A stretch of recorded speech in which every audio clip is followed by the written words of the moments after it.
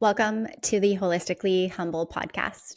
I'm your host, Katie, a registered holistic nutritionist, a yoga teacher, and a wellness enthusiast passionate about helping you thrive. This podcast is your space to explore holistic health, nervous system regulation, mindful living, and the tools that empower you to create balance in body, mind, and soul. Whether you're here to deepen your wellness journey, find inspiration, or discover practical tips to live a healthier, more intentional life, you are in the right place, my friend. My mission is to simplify wellness, spark meaningful conversations, and help you reconnect with your authentic self. Let's dive in and create a life that feels as good as it looks. Welcome to the Holistically Humble community.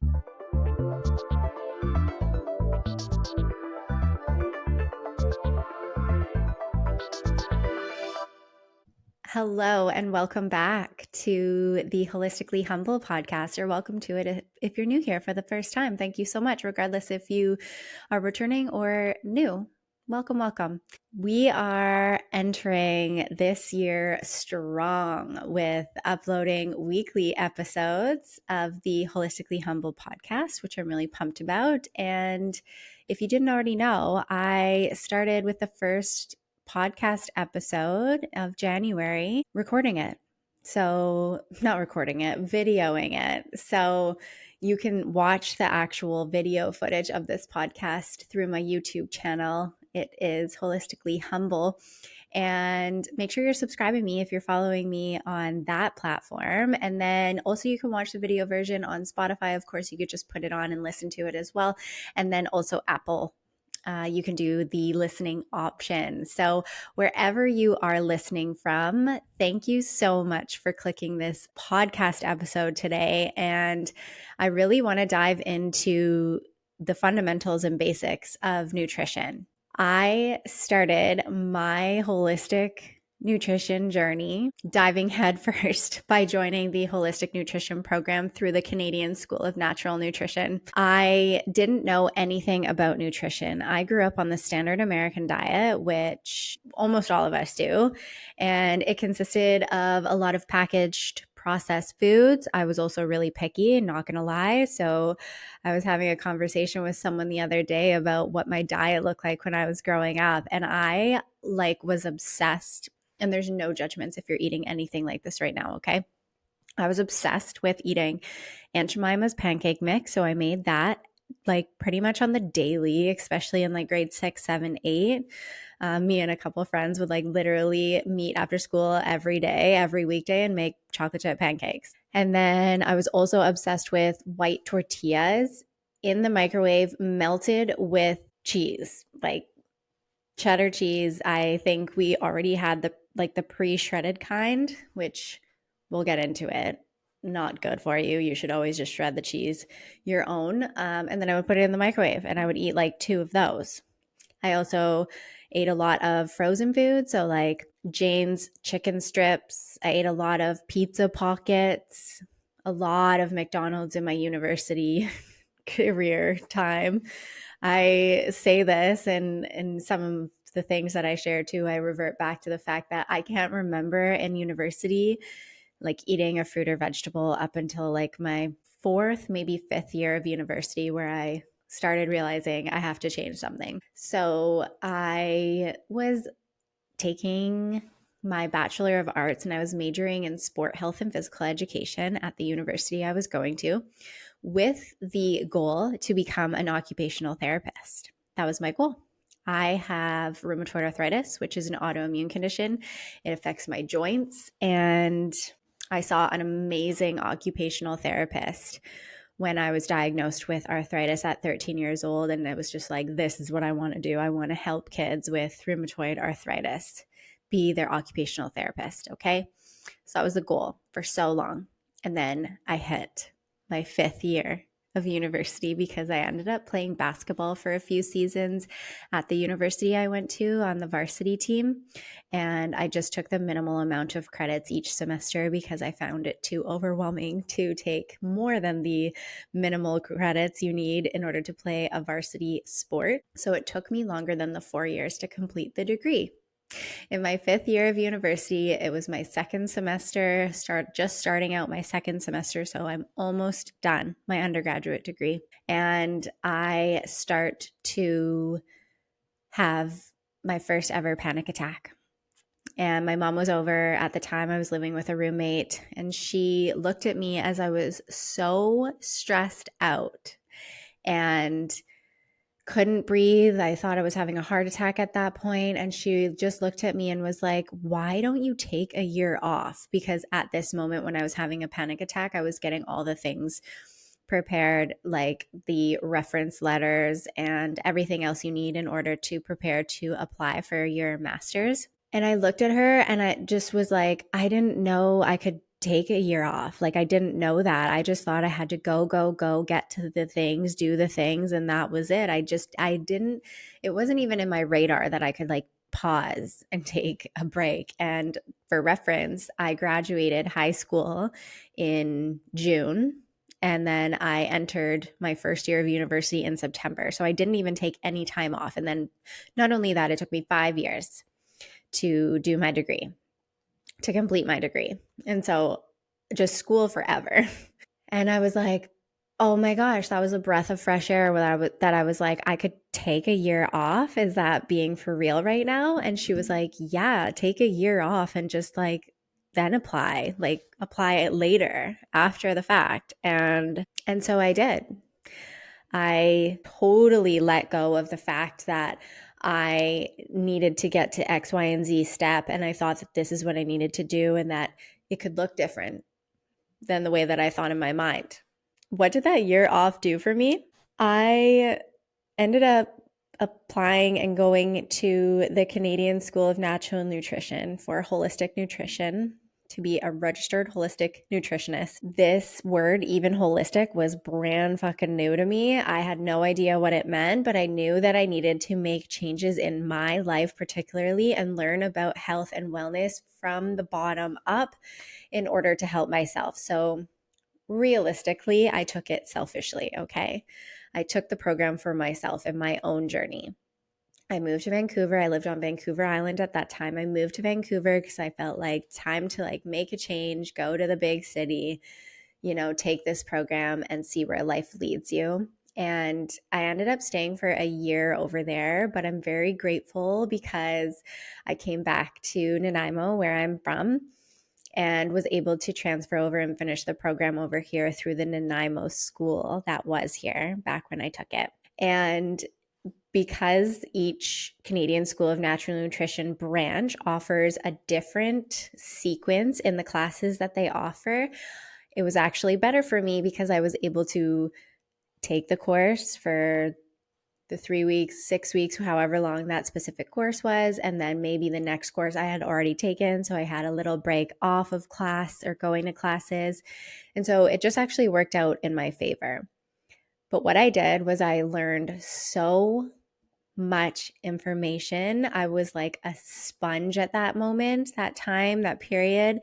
And it blew my fucking mind. Like, how was I just literally learning about that food nourishes you and that you literally are what you eat? So basically, I chose to go into holistic nutrition to learn about nourishing myself, nourishing my own body, mind, and soul at the base level, and then going deeper within that. And so that was my why for taking the holistic nutrition program and becoming a registered holistic nutritionist and sharing and meeting with clients, bettering their lives, and then in turn bettering my life, because this is what I want to do. I want to help people. And this is why I do the podcast. I want to share healthy information that supports your body, mind, and soul, like on this wellness journey for yourself. So when I started implementing the things that I was learning in the holistic nutrition program, I started to get better. And because I got better, I then was like, I need to help other people. And so here I am. It's 10 years later. It's 10 years. I just had to think about that for a second. 10 years later, and I'm still doing this, and I love it. And it fills me up to share this information with you. And I hope that what I share today, something sticks with you or something ignites in you that makes you want to find out more. So today we are diving into the basics of nutrition, whether you're just starting your health journey or looking to get back to the fundamentals. This episode is going to provide you practical tips that you can incorporate into your daily life. So let's get into this episode. So let's start with the basics of what is nutrition. And let's just dive into, there are two components really, macronutrients and micronutrients. Macronutrients are the big three: protein, fats, and carbohydrates. Proteins build and repair tissue. They support your immune function, and proteins serve as the building blocks for enzymes and hormones. Some sources of protein can include things such as lean meats, eggs, legumes, tofu, and nuts. The list goes on, but those are some examples. Fats are amazing. Okay, there's good fats and bad fats. We'll get into it a little bit deeper into this episode a little bit further on, but essentially fats support your brain health, your hormone production, and the absorption of those fat-soluble vitamins, which are A, D, E, and K. Some examples of those healthy fats would be from sources such as avocados, nuts and seeds, high quality olive oil, coconut oil, and again, the list goes on. And carbohydrates. Carbohydrates provide the body's primary source of energy. These are found in fruits, vegetables, whole grains, and legumes, and the list goes on. The best advice I can give you is choose the complex carbohydrates, which are not the processed refined down to the bare minimum. They are more complex, and this will give you that sustained energy. Just as a disclaimer, you may have heard of the keto diet, the carnivore diet, the lion diet, or something like that, where you have no carbs or like extremely little carbs. And those diets can be beneficial for some people, but just keeping in mind it's not for everyone. And I want you to source out talking to your medical practitioner before starting any new diet and transition into having no carbs. Okay, I want you to speak to your medical practitioner before starting that. Smoothie break. As a side note, I'm not sure if I'll put it in here, but I'm having a smoothie right now.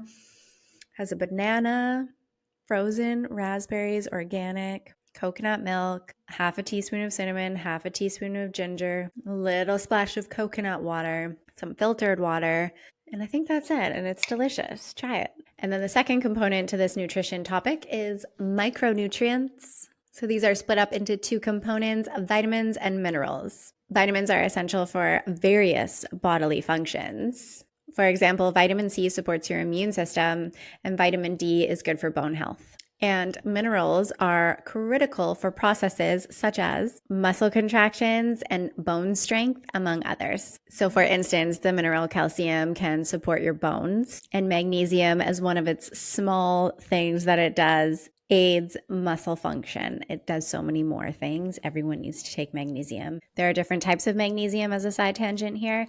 I would recommend taking magnesium glycinate or bisglycinate first. Is just kind of like a stress reduction overall beneficial magnesium.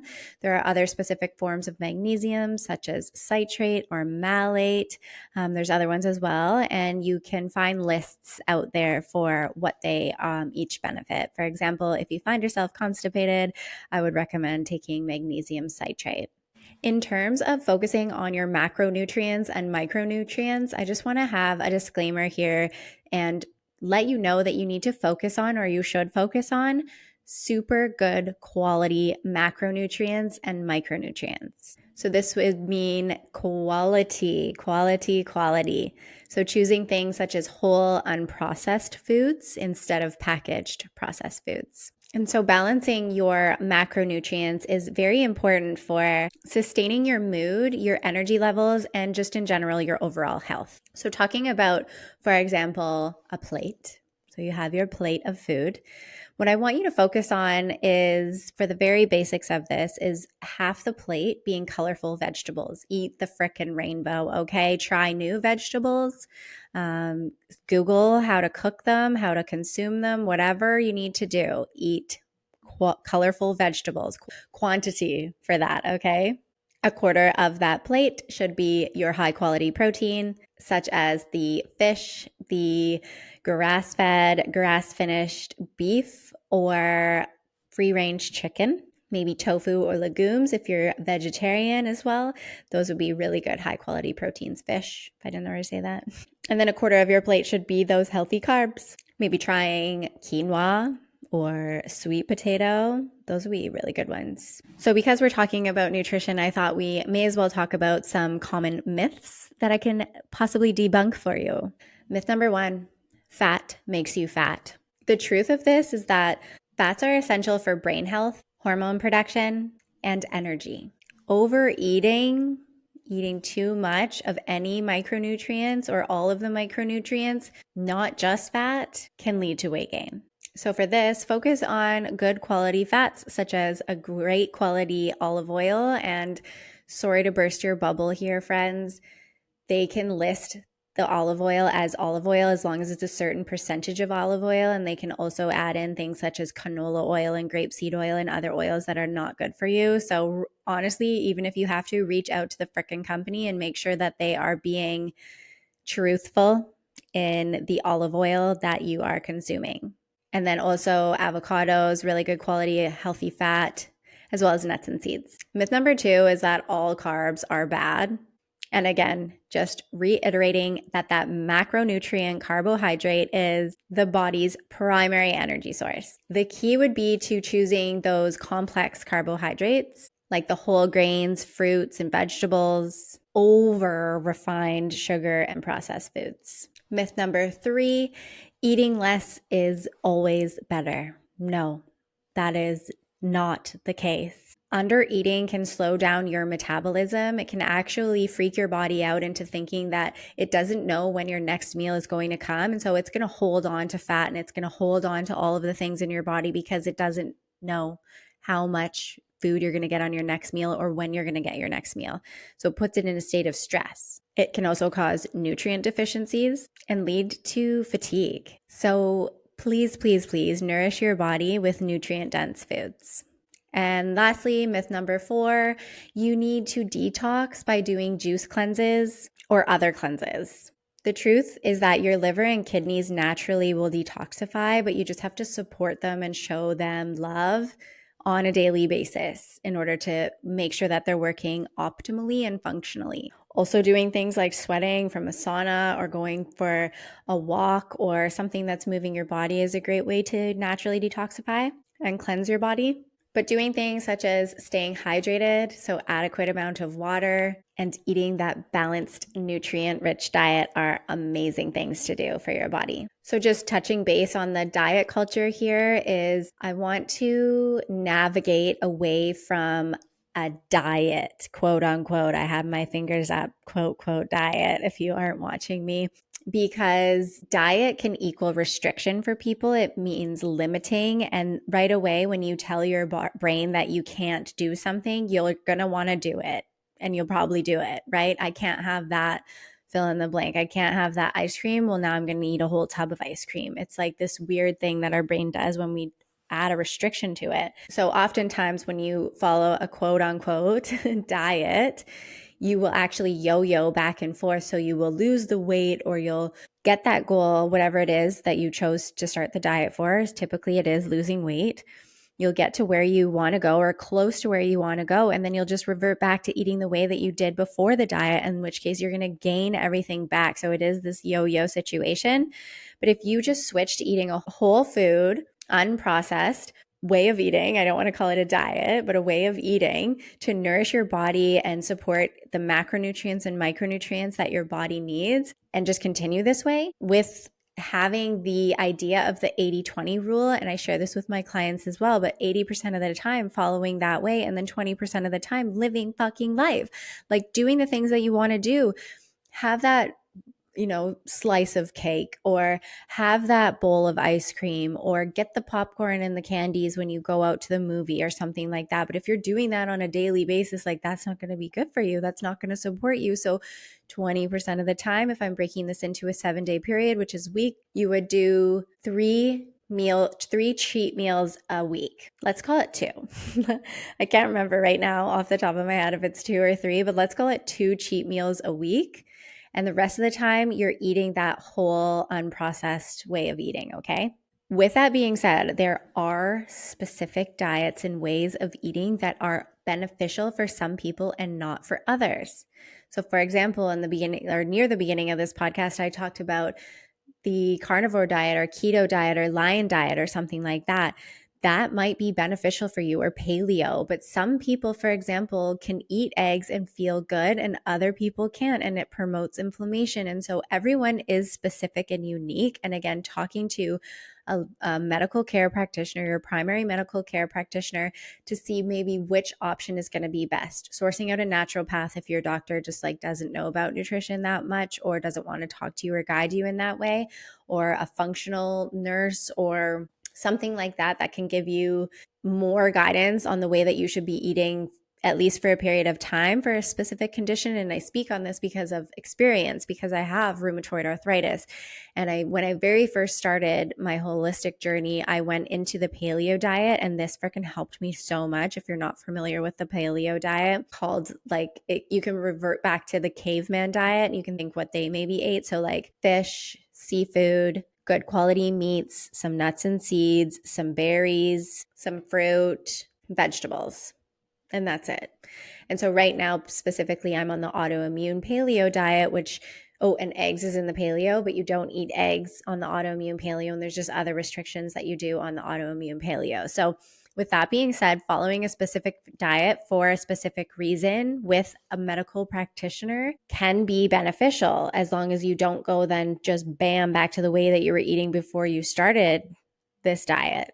Okay. I hope that's clear. So, segueing into practical tips for daily nutrition, I want to start by saying make one small change and then build from there. Swap those sugary snacks for some fruit or nuts and try that. The small change could be to include a vegetable with every meal. The second thing that I would want you to focus on would be to stay hydrated. I mean, at this point, if you've been listening to me for a while or following me on social media, which by the way, I will link everything down below in the show notes so you can follow me on all areas, please. I would really appreciate it if you aren't already.